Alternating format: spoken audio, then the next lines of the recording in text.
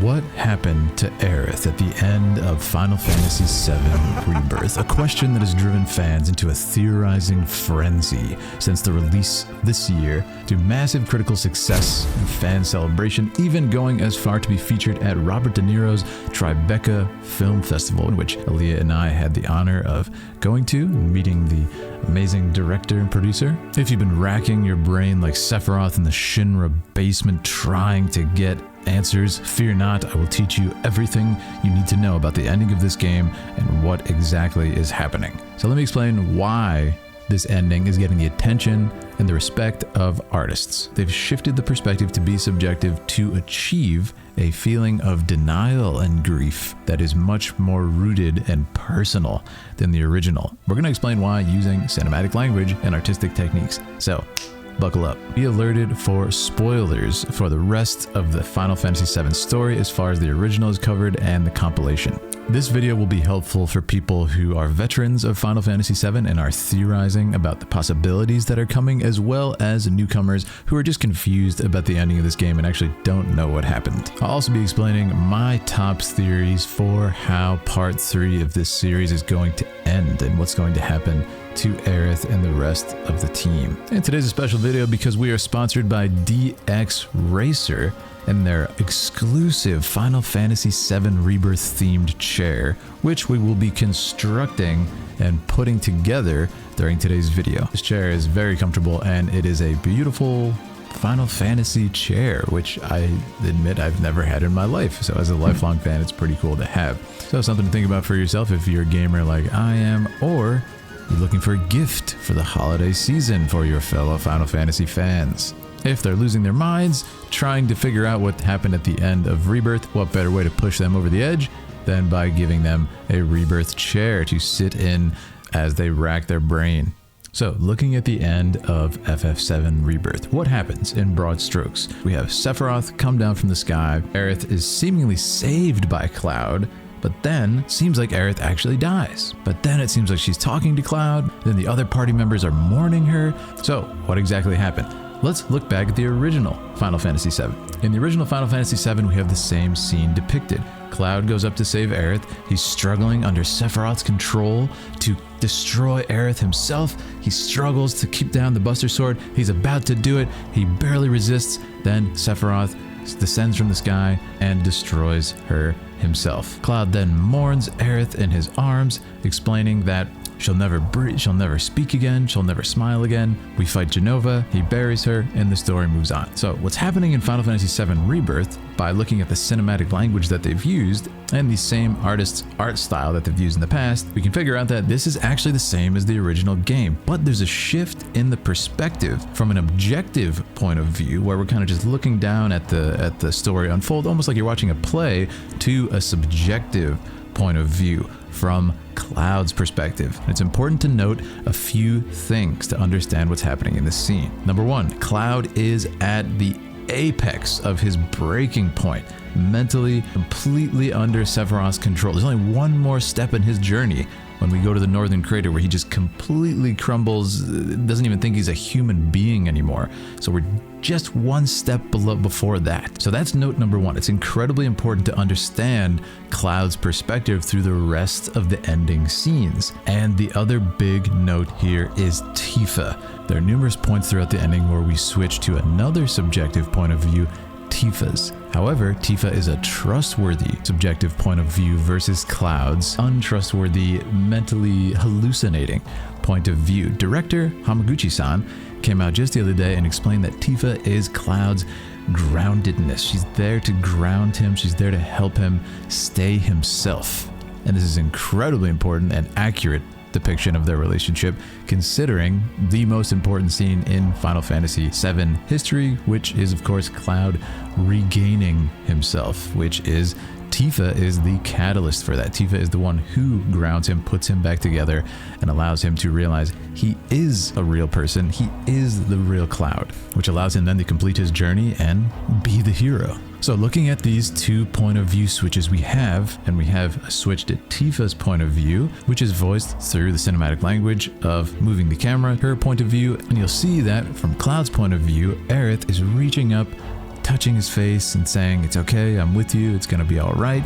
But when we look from Tifa's point of view, again, reliable point of view here, who is not hallucinating under Jenova and Sephiroth's influence, we know that for a fact. We see the dark truth, which is of course Cloud is holding Aerith's hand to his face, and it's covered in blood. She is grievously injured, and Tifa is horrified at this, which is a stark contrast to Cloud's smile in his world. Of course, also, we have Cloud delivering the iconic monologue from the original game, saying that Aerith will never speak, again, just like it happens in the original, but we have the cinematic language of the Jenova headaches, the Sephiroth headaches that Cloud gets with this kind of glitching out effect. That cinematic language is being used to denote that this is a hallucination. This is Jenova removing parts of his memory, inserting other things. Happens every time Cloud is kind of not allowed to remember something, right? Or not allowed to see the truth. So sticking with the Tifa point of view, the other most important one that we have is at the ending after the final battle with Jenova, everyone's sitting at the lake, which is clearly after Aerith was laid to rest in this lake. She was returned to the planet, returned to the life stream. Cloud, again, having blocked this out, and we can assume that he's blocked it out in the same way that he blocked out the monologue that he gave. He has not even registered this happening, so there's going to be another big hole in his memory. Now, you might ask, why didn't the director show this? Well, because we are sitting in Cloud's subjective point of view, and he sees Aerith standing next to him. In fact, he looks at Aerith standing next to him. Now, once again, we switch. Note that we switch to Tifa's perspective. Look at that cinematic language. And what do we see? The same exact shot, the same exact framing, but Aerith is not in the frame from Tifa's perspective. You can see she is deeply, deeply concerned by this, along with the grief of Aerith passing. What does this mean? Well, it means a couple different things. You'll notice at the ending too, Tifa is quiet now. So what do we know from the director? Hamaguchi, Tifa is Cloud's groundedness. She's there to ground Cloud, to keep him sort of on the straight and narrow, to not let him succumb to Jenova and Sephiroth's influence and lose himself. Tifa has shut down from the grief of losing Aerith. What does this mean for Cloud? He is going to keep slipping, right? He's losing his rock in his life. Who's Tifa? He's losing that now because she's grieving. Sephiroth's a genius, right? He took out Aerith, right? It's going to make Tifa grieve. She's not going to be there for him, leading very beautifully in a more sort of complex and humanity-based way up until the Northern Crater, right? So she may even worry that Cloud has already been lost to Sephiroth. So it's a really, really cool switch of perspective. This brave take that they did at the end by making it subjective, by putting it in Cloud's perspective, really sums up why I love Final Fantasy.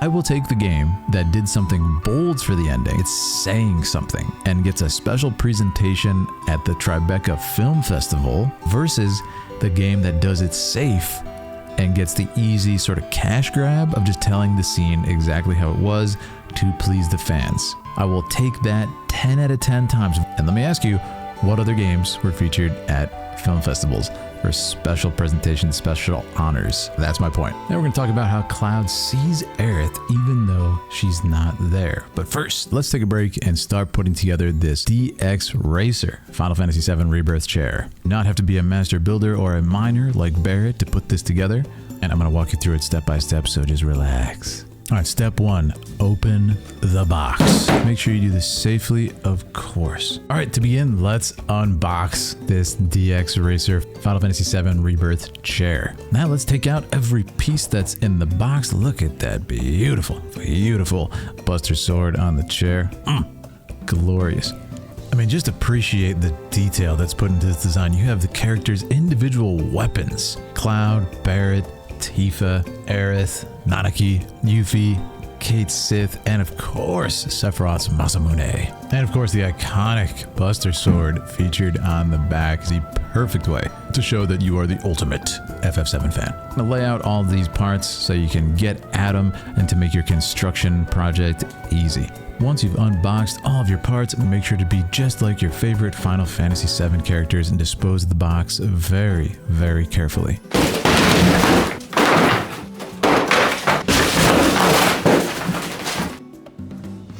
Once you have everything laid out, we're going to start by building first the wheel base, which is so incredible. The amount of detail put into this design, it literally looks exactly like Yuffie's shuriken weapon, and let me tell you, it works just as well. After that, you're going to take the wheelbase and take the 5 wheels out of that smaller box that came with the chair, and you're going to put them together one by one. Just push them in gently. You don't have to do it too hard.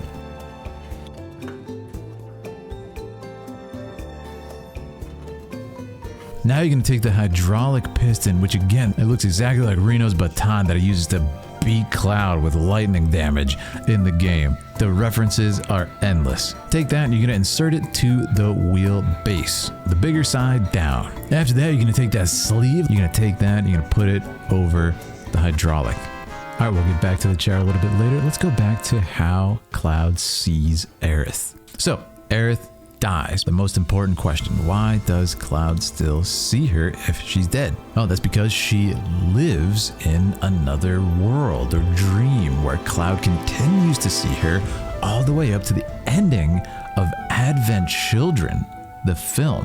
Let me explain. Again, using the art style of the same writer, same artist who made this, we can look at the cinematic language of Advent Children, the same exact cinematic language used both in Advent Children and at the ending of Rebirth. We have this wonderful shot, Cloud and Aerith back to back. Does this seem familiar at all? Well, of course, this same exact blocking of the characters, the same exact framing was used of the characters in Advent Children. And we have them standing there in this sort of white void. Cloud continues to see her and have these visions of her as visions of guilt in Advent Children. So these are the sort of breadcrumbs that the artists have left us to say this is Cloud's subjective point of view. And it's a really cool, in my opinion, explanation of that sort of world building, that sort of magic system that we see in Advent Children. That sort of makes sense. It's like, oh my goodness, he didn't just have that vision for the first time in Advent Children. He's been living with this guilt and this sort of guilt-ridden connection to Aerith since the moment she passed away. And I think that's a beautiful idea. Really express like maybe why he breaks down so much in Advent Children and is so riddled with guilt. And we look at all the characters' functions in the story. Again, we have Tifa, who's like grounding Cloud. As the director said, we have Aerith, who's like represents his guilt in what he could not do. He couldn't save her. Just such a smart way to get us to that point. And then, of course, we have the beautiful sort of goodbye sequence of Aerith continually knowing that she's going to pass away and that Cloud is not going to save her. She says, whatever happens is not your fault. Don't blame yourself. When Aerith lets Cloud go, sort of like officially we get this scene now instead of, keeping it a little more vague where she says, there's liking and then there's liking. Thank you, Cloud, for everything. And she lets him go and she pushes him into the flowers where he first met her, where he fell down from the church ceiling. She pushes him back there and that's their goodbye. It was the first hello and it's their goodbye. And it's just like, it's such a beautiful, again, cinematic language to express these things where we get to have Aerith process her feelings and make her choice to have this last moment with Cloud and save him, push him away, and also say, don't blame yourself. And just leads so perfectly into Advent Children, right? Thematically, visually, it's perfectly connected to Advent Children right now. So a lot of people have asked, how is this going to connect up to Advent Children? There's your answer, right? Visually, thematically, everything is picture perfect. And we have this expanded world building, which I'm going to get into in a minute. If you're an OG fan, you know exactly what I'm talking about. And we still have to talk about Zack, who is going to be a super important role in everything that I'm talking about right now. And you might ask, how is she talking to him if she's not there? Right, like where is Aerith physically? Is she in the life stream? Is she in this other world? I think we're approaching this too mathematically. For example, look at the Advent Children scenes, or even the scenes in the original when Aerith floats down in the forest and talks to Cloud. Back then, did you ask yourself, did you need to know exactly where she was? Where is she? Where is she during this? Well, no, because we know from the original, like in Advent Children, that she's confirmed to be dead in this scene. So you just know without a doubt that she's speaking to Cloud from some communication from the life stream. She's able to talk to him, she's able to connect to him. And we didn't seek a complex sort of mathematical explanation of where she is. Is there like a phone in the live stream that she picks up and calls? Like, well, no, it's just a connection that the connection is his guilt. And Aerith's function in the story is, of course, beyond being this awesome character who kind of saves the world at the end from the live stream, that Sephiroth undoes himself by destroying her. She represents Cloud's guilt, and of course letting that guilt go at the end of Advent Children is finally the last piece for Cloud to just live his life and be happy and be himself fully, and that's sort of the ending of Advent Children, is him letting go of his guilt for Zack and Aerith, so he can just live a happy life with his family. So, considering we're using the same exact cinematic language, the same thematic elements, the dialogue and echoing from Advent Children, talking about, don't blame yourself, forgive yourself, we can assume that it's the same exact mechanic as Advent Children, right? Call it a dream like Final Fantasy X, if you will. Call it a different world that survives because of a dream, because of the will, a will that will not diffuse, which was mentioned in Rebirth's lore as well. There are worlds that will slowly diffuse into the life stream, into the rest of the planet. People's dreams and people's hopes won't diffuse so easily. So what does that tell us about Zack, by the way? That's going to get into a little bit of my theories. Zack wanted to get to Aerith. He wanted to help Aerith. He wanted to be there for her and be with her. Zack is still alive and is finding Aerith, helping her and Cloud, which, what does Zack do in Advent Children? He helps Cloud at the end. He says, hey, you need a hand? Or you got him. And then he goes away with Aerith, and then Cloud's able to let them go at the end. So more food for thought. Call it a dream like Final Fantasy X. It's the same writer, Nojima-san, who's an incredible writer. Same exact writer. Same mechanic of this sort of dream that dissipates into the life stream, into the dreams of other beings. But I think approaching it too mathematically, you're going to miss the forest for the trees. Do you see what I mean? Again, think back to Advent Children. If you're looking at the scenes where Aerith shows up to Cloud in the white void and says, where is she? So she's alive, right? Because she's talking to him. It's like, you're missing the forest for the trees. No, it's an artistic representation of what's happening from a subjective point of view of Cloud, who's riddled with guilt and has this lingering connection to Aerith. In the live stream, she's able to send her consciousness and talk to him. That's what it is. So you kind of get into a rabbit hole if it's not the same mechanic, if it's not the same, that they're voicing with the same exact cinematic language, the same thematic feeling, the same similar dialogue, then they would have to explain away why it's different, which just stacks up so many different things and then do a whole different thing. It's possible, but it's just not the most likely answer. Do you see what I mean? And I don't think the most succinct or effective answer necessarily. But again, go back to the original Final Fantasy VII. It's like explaining how Sephiroth reconstructed his body in the life stream by stealing the knowledge of the ancients. These are abstract concepts that leave plenty of legroom for speculation. That's putting it lightly. Speculation and details, and Final Fantasy VII as a whole is full of this sort of abstract world building and sort of concepts to the brim. So again, I think trying to get the exact answers on this and say that, because I saw her physically, she's there, may lead to a headache. And a lot of people have asked, why would they change the ending? Why would they do that? They want to say something. They really want to say something with this ending. Think about the depiction of grief that you felt in your life, or close ones to you have felt, the feeling of denial.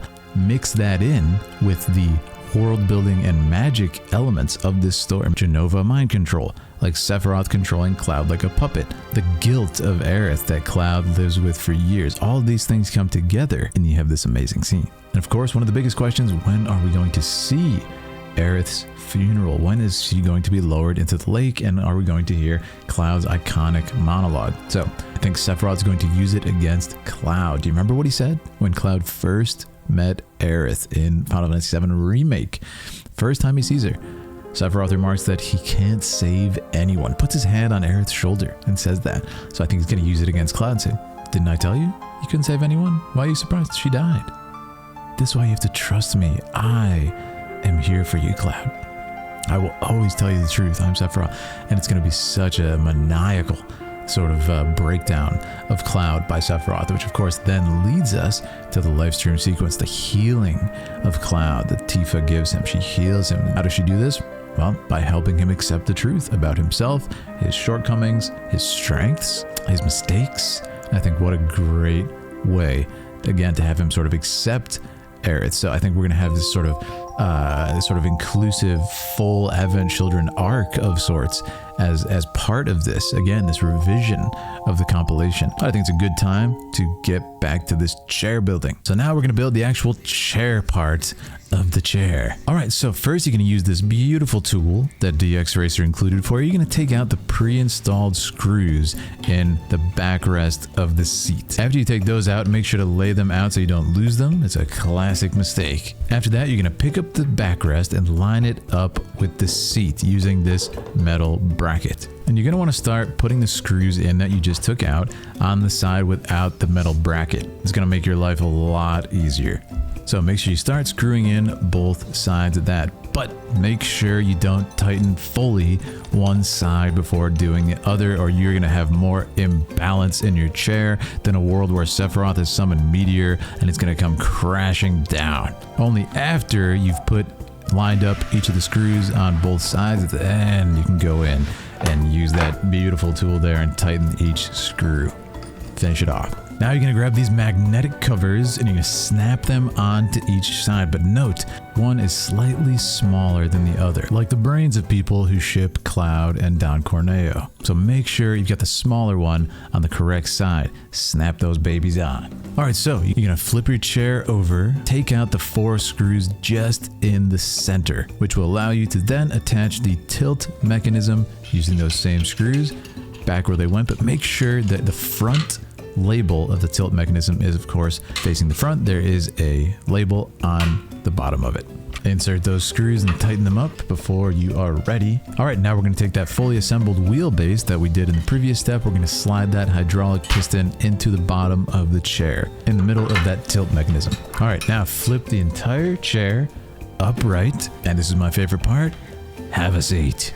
You get to sit in it, which will then make sure all those mechanisms are locked into place, and you get to feel this glorious chair for the first time. All right, so let's move on to theories for part 3, if you can even call them theories. For me, it's more about understanding the artistic intention and what they're setting up here. Aside from some really cool sort of expansions of ideas and sort of the humanity of the story, which is all thanks to Nojima-san. Again, Hamaguchi-san said in a recent interview, the director, that Nojima-san has really decided what they're going to add to in the scenes, who they're going to like, what character is going to be the focus of each scene, what characters going to get more screen time, and how we're going to be expressing the sort of depth of these characters' connections in more profound and clear ways. Because he went as far as to say, like, oh, in this scene it might have been a little vague in the original what was happening or what this character was feeling, so we've decided to hone in on that and expand it. For example, like I said, the sort of function of each character in the story. Right, we have Aerith representing Cloud's guilt. She even literally says out loud more than once in the story, whatever happens, don't blame yourself. Don't fall in love with me. All these things that are really kind of, she knows what's going to happen because she has the knowledge of the ancients, right? So I think that's really cool. And again, for people who would say, oh, this is clearly Aerith from the future who was sent back now because she knows what's going to happen. Yes and no. It's an awesome theory. I love it. You know, tell me all about it. Awesome. I don't think they're ever going to be explicitly clear with that because in the original, it's very well hinted that Aerith knows what's going to happen, knows her fate, right? She says in the forest, for example, like, I'm going to go take care of Sephiroth, leave it to me. And then, of course, there's the bait and switch of her dying, and you say, oh no, she was wrong. Sephiroth has bested her. Well, no, she actually bested Sephiroth by having her materia fall into the lake, enter into the life stream. That's holy. She's able to, at the end, bring the life stream up and stop Meteor. So everything comes together so nicely, right? And she seems to have this idea of what's going to happen to her. But what I love, again, about Rebirth is they've expanded that to the point of, which I love, given her, again, similarities to Yuna from Final Fantasy X. She has to save the world. She has to make a big sacrifice to save said world. What does that feel like, right? What is that like for a young woman to go through that and to kind of come to terms with that? Well, we have this amazing sort of like character exploration of the layers of Aerith. And what does it mean? No, she's not just noble, you know, warrior who's going to sacrifice herself for the planet and not think a second thought. She has friends. She has loved ones that she has complex relationships with, that she wants to spend time with them at the end. She makes a, you know, dream world to hang out with Cloud and have a whole day with him, which is an echo of her boyfriend Zack. She gets to have this similar date that she had with him as just a last goodbye, and it's incredibly tragic and beautiful as she does this. And when she says, goodbye. Thank you for everything. That he doesn't know because he's not in on it. He doesn't understand that she's going to die. It's her for herself saying goodbye. Thank you, Cloud, and pushing him away. And it's just such a profound scene for us, the fans, knowing what happens to her too. So I think that's why it was so cleverly written, right? For us, we know what it means for her to say, thank you for everything, Cloud, and push him into the flowers. That's the last time they're going to touch. That's the last time they're going to be together. Very sad. And similarly, like we said, Tifa being Cloud's grounding Cloud. It's just such a narrative through line through the entire compilation, through the entire original story. Again, leading up to the most important scene from the original story, which is Cloud becoming himself, you know, sort of actualizing himself, putting away all doubt, and just realizing, no, I'm not perfect, but I am me. I am myself. And Tifa is the one to do that for him. So that's awesome that we're kind of having her. Let's shift it. Let's shift that perspective and have her perspective be clear and grounded, and her always being there for him. Let's erode that by having her mourning of Aerith be the catalyst for Tifa slipping, because she's so sad, she's so horrified, and then that's going to lead us to the Northern Crater. That's going to lead us to the point where Cloud, there's actually a visage of Tifa that Sephiroth uses to ask for the black materia. So it's like, oh man, they're setting it up so cleverly. And as far as theories for this sort of larger compilation, I think they're going to follow the same sort of through line that they have been with the compilation, bringing everything together. And the word that I've used is a revision. I really think that, especially after this latest interview, knowing that, you know, obviously Nomura decides on like what's being depicted, and then Nojima's like, all right, let me get my pen out, we're gonna write each scene and kind of explore each character in this story.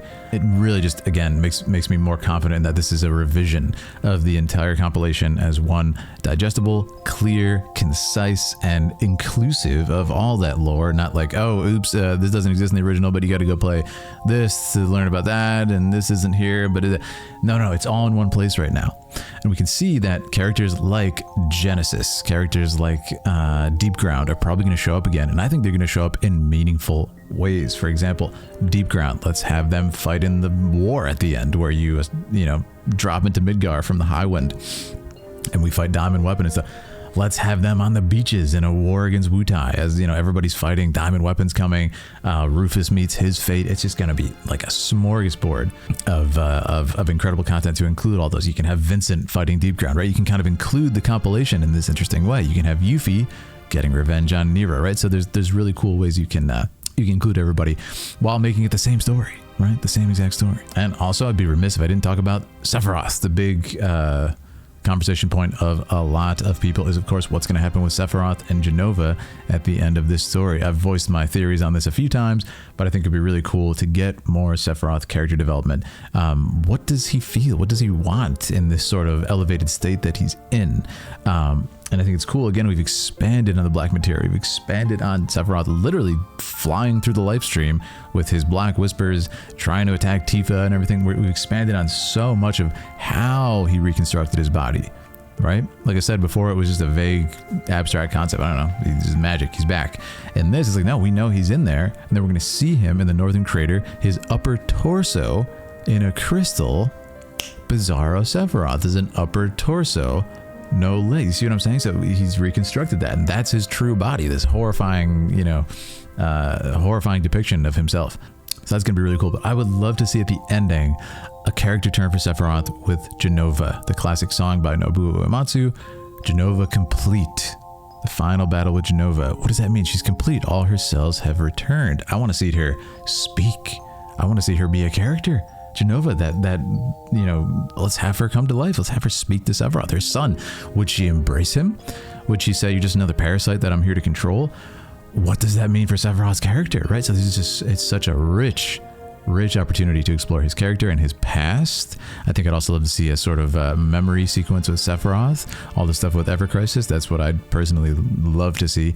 So I really hope we get some richness in that. And I was spot on with my Masamune Sephiroth theory, apparently, in Ever Crisis. So we can hope that they do some really cool stuff with him. Next, we're going to move on to Zack and what I think Zack's function will be in the entire story and the Rebirth trilogy and why he's been showing up in Remake and Rebirth. But first, let's get back to this chair. For the final piece, we are going to attach the neck rest to the top of the chair using those little brackets to attach it. And just like the synergy abilities from FF7 Rebirth, it is customizable. And this is cool because it's height specific. You can align it using those brackets to your specific height. Make sure it's at a comfortable position. And lastly, take that soldier belt lumbar support pillow, apply it to the seat. So now you are ready to play Final Fantasy VII Rebirth in style in your very own DX Racer chair. Have a seat. That tilt back function is absolutely glorious. Probably my favorite part when you just want to relax a little bit more. And of course, when you're ready to take on Sephiroth, you can assume the position with that gamer lean.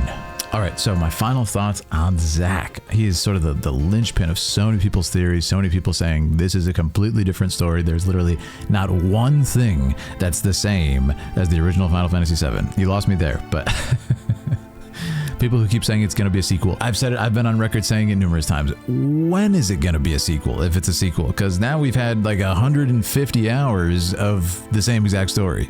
So that's 2 full video games that were not a sequel, just depicting the same story with like some cool new lore. Even if at the end there's some extra stuff at the end or the ending changes slightly, would you call that a sequel? Well, no, I'd just call it the revision with 99% is the same exact story, and then there's a different little new scene at the end. You see what I mean? So I've never thought it was a sequel. I thought it was going to cover the exact same story, which it has. I was right on that, right? Zack, what is his function in the story, and including that in the compilation now, not just the original Final Fantasy VII, just like Aerith. What does she represent in the compilation, the larger story of Final Fantasy VII?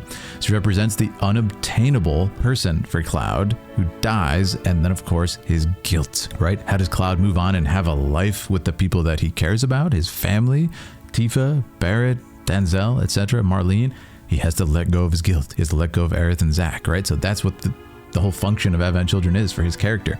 So Zack in Advent Children has a much bigger part than the original FF7, though he does represent his guilt and his legacy, which he passes on to Cloud. I'm going to take it the same route as Aerith, where you've expanded her role of representing Cloud's guilt, and we've put that back into FF7 because it wasn't really there as much in the original FF7, right? He kind of just like gets over it, gets his memory back, bada bang, we're going to the end, and he kind of gets like, he grieves for Aerith at the Forgotten City when he puts her in the funeral, and then he, you know, he's still upset about it, but he moves on and eventually gets himself back with Tifa in the live stream, moves on.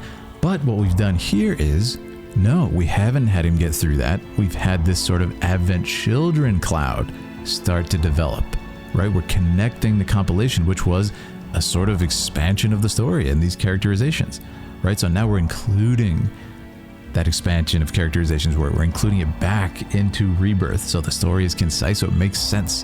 When you play all this and watch Advent Children, it's going to make perfect sense. It's not going to be like, oh, I never thought Cloud kind of acted like that, right? So they're making it cohesive, everything that they put down. So Zack, well, like I said, we have this lore that there are worlds that can appear if one's will, one's hopes, one's dreams, to quote Angeal here, don't go away, that they persist. What does that echo? Sephiroth will not diffuse into the life stream because his will is too strong, right? So he reconstructs his body, steals the knowledge of the ancients because he's this unnatural force in the life stream. He can't go away.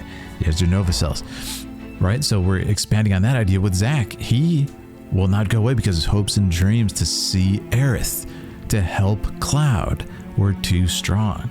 So what is Zack going to do? I think he's going to help Cloud and Aerith, right? Just like Advent Children. He's going to be there. And I think maybe we'll see, now that we have Aerith and Zack in the same place, this white void, literally the same place, cinematically speaking, right? That's where Zack and Cloud encountered each other for a second. That's where Aerith and Cloud encountered Cloud for a second, and this sort of, you know, other place where they fought Sephiroth at the end. I think she was there in spirit.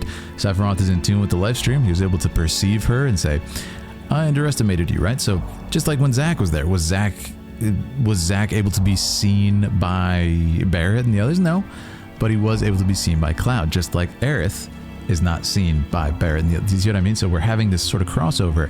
We got Aerith and Zack in the same place. They have to have a reunion. They have to come together. They're still boyfriend and girlfriend. They never broke up, right? So it's just this really nice opportunity they have for that, which again is going to echo the end of Advent Children. We don't really have a reunion with Aerith and Zack at Advent. They're just hanging out together at the end, and they say goodbye and they walk off, right? So we can have that moment here, which connects to Advent Children perfectly. So I think it's I think it's setting up that. And I think Zack is going to be maybe with Aerith, wherever she is. Again, don't think about it mathematically, because we never did it with Advent Children, right?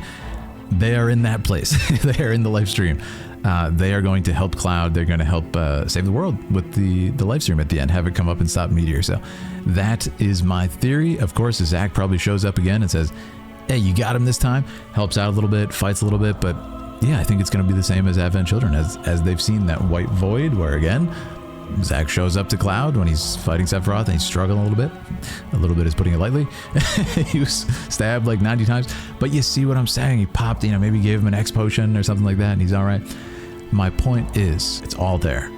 Don't miss the forest for the trees. Enjoy it. And listen, me personally, I would love to see a more cohesive, sort of complete ending to Final Fantasy VII. I want it to be like, it's done, right? There's no more question. The one thing is, of course, Sephiroth. He's the one thing that keeps it from being 100% cohesive, because he survives, quote unquote. Does he? Does he not? We don't know. In Advent Children, right? So that's why this theory came up, that did he go back to the sort of remake timeline? Did he go back to remake when he said, I will never be a memory? Did he go back and just appear there? So I would personally love if they kept it vague enough where that theory could still exist and be kind of fun food for thought and work. I don't personally think they would go as far as to make it incredibly explicit. For example, I had this idea talking to, I think it was actually Sleep Easy. Great conversation with Sleep Easy. You guys know him. I said, what if there's a moment where you actually see, because remember, what does Sephiroth do in Advent Children? He wraps himself up in the wing and just like fades away and the feathers fly up. What if there's a moment where there's like, maybe defeat Sephiroth at the end, like maybe Cloud inside his mind defeats Sephiroth at the end, and then there's a moment where instead of wrapping himself in his wing, this wing appears and Sephiroth unwraps himself, and there's like one final battle. Like, what if that's the battle in Cloud's mind at the end of Final Fantasy? Do you see what I'm saying? That's to say, oh, that's actually where Sephiroth went after Advent Children. Like, he's still alive in Cloud's consciousness or something. And then, of course, he fights him, he defeats him. And that's that. Because listen, here's the thing with Advent Children. As far as I know, no one ever sees Sephiroth at the end. He's just fighting Kadaj. Sephiroth appears. He fights there in the airship. There's like a big storm happening from Sephiroth's powers that looks like the Whispers, exactly like the Whispers. Food for thought. And then it all goes away. Do you see what I'm saying here? Do you see where I'm going with this? The battle in Cloud's mind at the end of FF7. Also, no one sees that. It happens in Cloud's mind. Do you see? It kind of makes sense, right? So anyway, I think something like that would be cool. Honestly, I don't know if they make it that explicit, if they want to be that sort of concrete with it, but if they do, I'd love it. So that's my point. Even if that happens, something to that effect, does that make it a sequel? I mean, kind of. There's a scene that closes off everything, but what it is still a remake and a revision of the entire Final Fantasy VII story and compilation to make it better, to make it modern, to make it beautifully depicted with actors, real performances this time. Again, seeking an exact label for this has also, I think, given people a lot of headache and prevented them from enjoying the game. So I would say, think about it like the first time you played the game. Were you like, where's Aerith? When she shows up in the forest and says like, leave Sephiroth to me. No, you just knew it was a cool magic dream sequence, and that's that. You didn't worry about it. It's just Aerith sending her consciousness to talk to Cloud because she's an ancient. She's a magical being. Aerith is able to let go of Cloud and say goodbye to him when she pushes him in the church scene. Cloud is not able to let go of his guilt about Aerith, so he holds on to that for the years, actually, in Advent Children's case. So I think it'd be really cool for them to have Cloud let that guilt go earlier when he lets Aerith go finally in Advent Children. I think that people who want an exact replica of the original, I think people who are like me and are kind of just more interested in the writing, the cinematic language being heightened and being better, I think we're all going to be happy. I really do. I think we're going to have our cake and eat it, and they're doing something that's never been done before. I really do. I have complete faith in these artists. There's also strong evidence that in parts of the ending, it's not actually Aerith, it's Jenova, or Sephiroth using Jenova's powers, showing Cloud an illusion. As Sephiroth says, she can appear as those you hate, those you love. Is that the lake scene is a really eerie piece of music that plays. It could be as simple as showing that it is very, very wrong to Tifa that Cloud is acting so strange, or it could be a really interesting thing that will continue into part 3, and it could be that the Aerith that Cloud sees is also a Genova illusion. The Aerith that's going to like walk around and talk to him in the world, as opposed to that Advent Children sort of visual language that we talked about. Also think about the genius when Sephiroth says, I killed Tifa, so who's she? It's going to be reversed, right? It's going to be Aerith, who is actually the Genova illusion. Think about the implications, and then that sort of ingratiates Sephiroth in Cloud's conscience even more, saying, see, I told you that Genova is deceiving you. I killed her too, and this is a fake version. See, I'm on your side. And it's just this like monstrous twisting of everything, and it's going to drive Cloud insane, thinking that Tifa and Aerith are both fake, right? So smart. As far as other big moments to look forward to in part 3, that live stream sequence with Cloud and Tifa, right? That is going to be a climax scene of Final Fantasy VII OG, and like the most meaningful scene in the whole story.